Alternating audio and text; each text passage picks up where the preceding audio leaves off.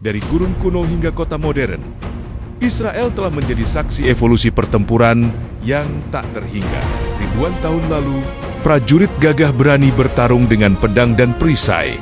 Dalam formasi yang ketat, pengepungan kota-kota kuno adalah ujian kekuatan.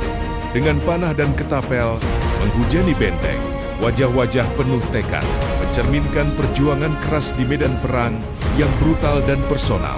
Siklus kehancuran dan pembangunan kembali telah membentuk lanskap, meninggalkan jejak sejarah yang mendalam.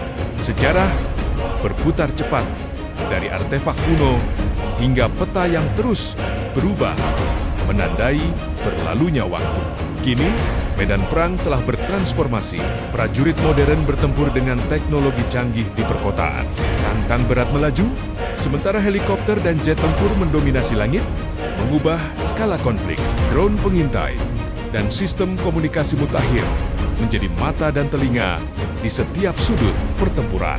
Dampak konflik modern meluas, mempengaruhi infrastruktur dan kehidupan dengan konsekuensi yang kompleks. Dari pedang ke senapan, evolusi konflik di Tanah Suci terus berlanjut.